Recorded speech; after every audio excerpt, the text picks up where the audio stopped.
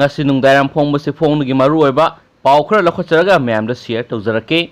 positive oiraga lotuna leiramba non local ama miyamna police taklaga covid care thamkhre yamna thongningdaba thaudokni miyam imphal gi naga mapal paunam leikaida baragi ka amada leiba babul das koba sai yang khairom suraba miyoi asi covid 19 test tawa matamda positive oire haba khanglabasu mari leinaba covid care center da leitana lotchinduna baragi ka leirambadagi leikai miyamna police ki mateng lauraga ngarang numidang pung 3 taba matamda yunaku covid care center thamkre hairi babul das hairiba na local asi haukiba august 9 da babina diagnostic center da RT-PCR test tawda positive oiki aduga mahaki lefamsu thangal bazar haina lana iramki positive oirba miyoisi thangal bazar thiba matamda phanglaktabadagi makhatana maki khungul lirakpada naga mapalgi paunam leikaida leiba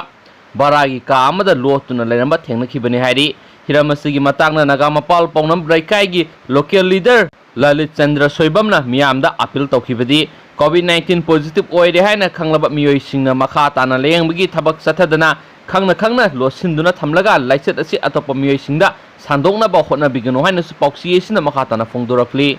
atopa maruoiba paw amanamo ngasi su covid-19 maram oiduna miyoi ani laikhidrei covid-19 positive maram oiduna jenims amasum rims ta miyoi ani laikhidraba miyoi ani asi tharaga manipur covid-19 laikhidaba apunma masik nifuga nithoi surei jenims hospital gi covid water leyeng duna leirakhiba nupa amangarang hing nongai matung pung baro makai taba matamda laikhidraba miyoi asigi maming md inayat sai humpuga nipan kawi imphal east district gi manungsana minu thong hapta da leibane laikhidraba si covid-19 positive oibadagi jenims hospital ngarang pung nipan ga minute kun ga nipan taba matamda admit tawduna covid water leyeng ba horakhi masagi han anaba kya leibana maram oiduna laikhidabani haina jenims ki medical superintendent professor T Rajena presta thadorakpa sirol amana hairi amaramda covid-19 positive oibadagi rims hospital ki covid water layengduna lairakhibi nupi amangasi anganba ayuk pung 3 minute 5 taba matamda laikhidraba nupi asigi maming Pramodisi Nomaithem say Humdraga Mari Mapureba and Pratip Singa Kawe Imphal West ki Sagol Tongbadagini Mag Hawkiba September Mari da hospital asida admit tawkibane COVID-19 positive oibadanatana azama amadi heart nabadanatana laina kya amana naba miyoini hainasu pauksiyesina makhatana phongdorakli atopa paw amanamo maklang thongda ahal ama thauri yanduna siramle ngasi ayuk pung 5 makhairum taba matamda Imphal West district ki pasoi police ki manungsana khumbong siren khomb manakta leiba maklang turel mathakta saba yot ki thonggi foot bridge ki barda ahal ama thauri yanduna siraga leiramle thauri yanduna siramliba ahal asigi maming khongdram gambir singa sai humpuga taret apokpa lekhidraba lakhan kawe khumbong turel mamang siren khombadagini laikhidraba ahal asina thauri yanduna siramba asinga si ayuk walking chatpa miyoi singna thengnarakibane maangna siduna leiramba matamda mahaki saisu amadi sandal thongi manaktal hauba sigong lei makhongda thaname aduga ma kilengjumda khudai amasu yanduna leirame asi bhaksang asi pasoi police na lakhotna postmortem gi damakta rims ki miral sangda thamkhre hairi pauksi asina phangba pawgi matung inadi laikhidraba gambir singa asi masagi sei kunga mari rom subadagi mafam khangdana mangkhibadagi thiba khangdana leirakhi adubu ngasidagi sahi mari romgi mamangna gambir singa asi mumbai da leire haibagi paw phangbadagi makki pokminaba manawna pa khongdram kulasandrana satlaga mumbai dagi manipur pothorakpada angakpa ama oiduna miyamna kumhaigum yengnakhi matamdura laikhidraba gambir singa asi maitai lon thokide hindi lon natana atai khangkhide mahangna mumbai da leiringaida lambi da hindi isai saklaga satpada miyamna yamna pamna tanakhiba haina balai laikhidraba gambir singa na manipur da tholaktuna maki poknapam lamdam khumbongda manaw nupaga punna leiminakhi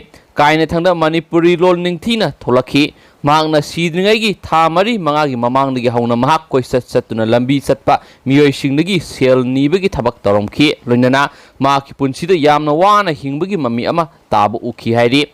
mahakna thongda thauri yanduna siramlibasi singnaningai oi kanagumba kharana hatolaga yansin biba oigadra haina thajanari mesi asigi aseng bakhangnaba mari leinaba authority na thigat pasu pamnari haina pawsida makhatana phongdorakli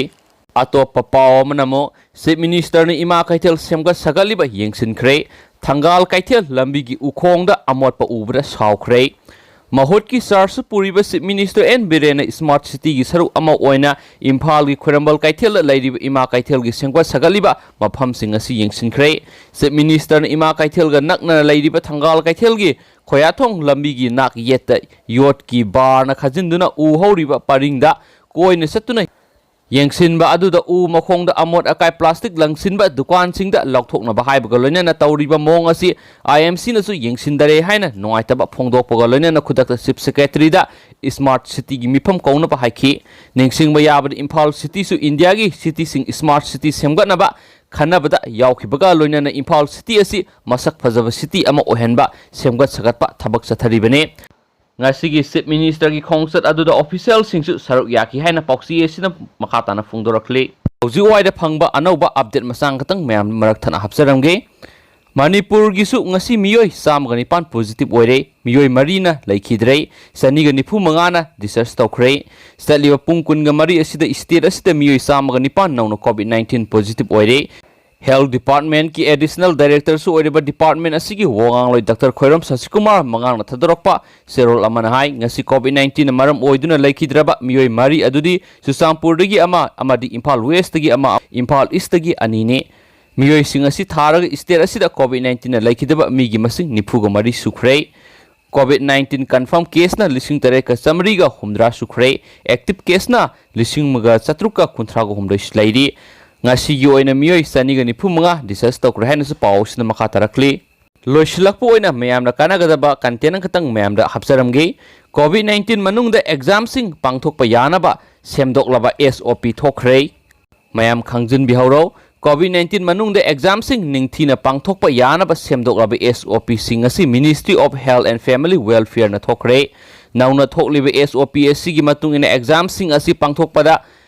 Ningthina physical distancing taunaba ama restriction thorang kya lokhatnaba wafam sing yauri nauna thokliba SOP gi maru oiba wafamdi exam center sigi sangphamda sanitizer dispenser amadi thermal screening taunaba khulai sing thamba mahairoi amadi stapunamak mask crop sing uphanba exam center manungda mahairoi sing fit taruk lapna distancing tawhanduna queue da sanghanba cantonment zone da leba exam center sing hangandaba Cantonment zone dagi lakpa mahairoi amadi school gi staff sing campus manung da sanghandaba yariba makai sokna samnahandaba mong da exam pangthokpa AC sizinarabasu 20 degree Celsius dagi 30 degree phawbagi manung da thamgadabane masak khangdaba visitor sanghandaba exam center gi akoi besing hydrochloride na disinfect tawthokpa exam adugi transportation tawrabasu sang naina disinfect tawthokpa arogya sutu app mipung kudimak sizinahanba campus manungda lairiba miyoi singda COVID ki symptom ulakpa yaurabadi khudakta authority singda